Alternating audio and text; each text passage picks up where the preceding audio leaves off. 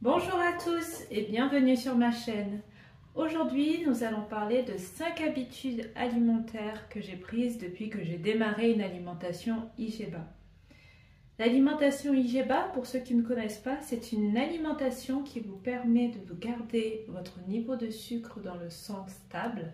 Et c'est une alimentation que je trouve qui favorise une alimentation équilibrée. Alors, on va commencer. La première habitude que j'ai prise, c'est de privilégier les aliments riches en fibres. La première chose que j'ai fait pour augmenter ma consommation d'aliments riches en fibres, c'est de consommer beaucoup plus de légumes et de fruits de saison de préférence. Ensuite, j'ai intégré les céréales complètes en remplaçant les pâtes blanches, le riz blanc par du riz ou des pâtes complètes. Également, au petit déjeuner, j'ai remplacé la baguette tradition par soit du pain de seigle, soit du pain complet, soit du pain au levain. D'ailleurs, si ça vous intéresse que je vous montre comment réaliser une recette de pain complet, n'hésitez pas à me le dire en commentaire, je serai ravie de vous faire une vidéo comme celle-ci. Il faut savoir que les céréales complètes sont des céréales qui sont très riches en fibres et en nutriments. Ce qui fait que grâce aux fibres, elles permettent de ralentir l'absorption du sucre dans le sang. Lorsque je mange des céréales complètes, je me sens beaucoup plus rassasiée pendant beaucoup plus de temps et donc j'ai beaucoup moins de fringales. Pour augmenter ma consommation de fibres, j'ai aussi intégré les légumineuses dans mon alimentation. Par exemple, les lentilles, les pois chiches ou bien les haricots. Je les ajoute soit dans mes soupes, soit dans mes salades ou bien pour l'apéro. J'aime beaucoup faire des tartinades avec des légumineuses. J'ai remplacé mes collations habituelles par des collations qui sont riches en fibres comme les oléagineux type noix, amandes ou cacahuètes sans sel ajouté. Et la dernière chose que j'ai faite, c'est que maintenant j'ajoute dans la plupart de mes plats, comme par exemple une salade, je vais ajouter des graines type graines de chia ou alors graines de lin en topping. Donc ça, c'était pour la première habitude.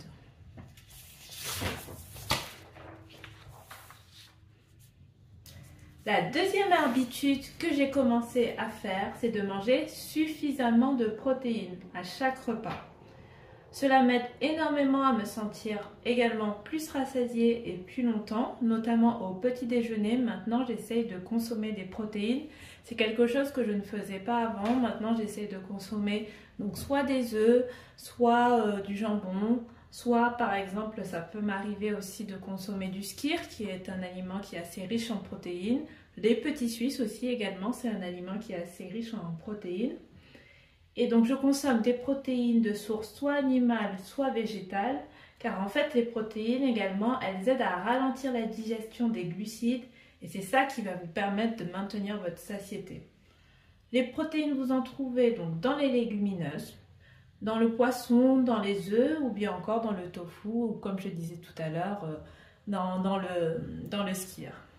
La troisième habitude que j'ai mise en place, c'est que j'ai nettement diminué ma consommation de plats industriels, notamment de plats ultra transformés et de sucre raffiné.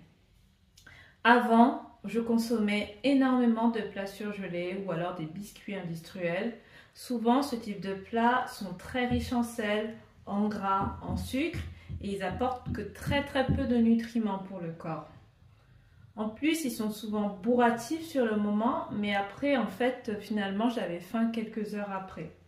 Car souvent, ils ont un index glycémique élevé, ce qui provoque un pic d'insuline et donc une hypoglycémie qui entraîne par la suite une sensation de faim et c'est ce qui donne envie de grignoter. J'ai donc décidé le plus possible de réaliser mes plats moi-même, notamment les sauces, les pâtes à tarte et les desserts. Vous trouverez sur cette chaîne de nombreuses recettes de desserts à IGEBA. N'hésitez pas à me dire en commentaire si vous avez des idées de gâteaux, de desserts à IGEBA que vous voulez que je fasse. Également, ça me ferait très plaisir de les réaliser sur la chaîne. J'ai également arrêté de consommer des boissons sucrées type soda, mais aussi les jus de fruits qui ont un index glycémique très élevé. Je préfère nettement consommer le fruit entier ou alors l'intégrer dans une recette, ce qui permet de conserver les fibres et les vitamines du fruit. Et vous, dites-moi en commentaire quelle est votre habitude alimentaire IGBA que vous avez mise en place. Je serai ravie de vous lire. La quatrième habitude que j'ai démarrée depuis que j'ai commencé une alimentation IGBA, c'est de préparer mes repas en avance. Alors, je vous explique. Avant, lorsque je rentrais du travail, j'avais souvent tendance à consommer un plat industriel que je mettais vite fait au micro-ondes. Ou alors, après une journée bien fatigante, je n'avais qu'une envie, c'était de me commander un plat sur Uber Eats ou sur Deliveroo. J'ai donc décidé d'essayer de me préparer des repas à l'avance. Au début, j'ai essayé de faire des repas pour toute la semaine, mais finalement, j'ai vite abandonné car c'était très fatigant de rester plusieurs heures à la cuisine et j'avais du mal à avoir une vision de ce que j'avais envie de manger sur toute une semaine entière et ma famille également, ça leur convenait pas. J'ai donc mis en place d'autres astuces. Par exemple, j'aime bien, une fois que j'ai terminé le repas, je vais préparer le repas pour le lendemain. Ce qui me permet que lorsque je rentre du travail, en fait, d'avoir déjà un repas qui est tout prêt et un repas qui est IGBA. Ensuite, ce que j'essaye de faire aussi, c'est de préparer en grande quantité certains plats pour avoir des restes, donc soit pour le lendemain, soit pour le surlendemain. Enfin, ça peut m'arriver le week-end de faire des repas pour les 2-3 premiers jours suivants de la semaine. Par exemple, le dimanche, je vais préparer mes repas pour le lundi, mardi. Et ensuite, le mercredi, je vais faire la même chose pour jeudi, vendredi. Et ensuite, on retombe sur le week-end. Ou alors, ce que je vais faire, c'est que je vais prédécouper des légumes pour gagner du temps pendant la semaine. Je ne vais pas les cuire, mais au moins ils seront déjà découpés et ce sera ça de moi à faire pendant la semaine.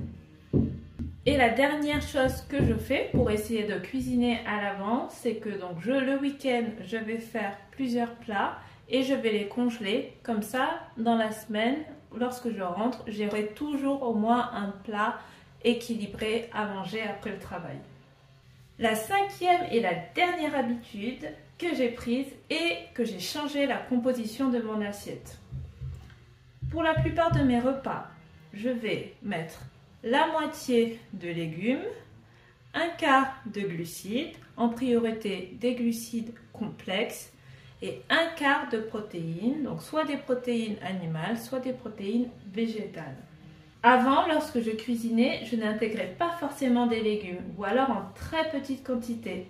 Le fait de composer mon assiette comme ceci m'a fait augmenter ma quantité de légumes à chaque repas.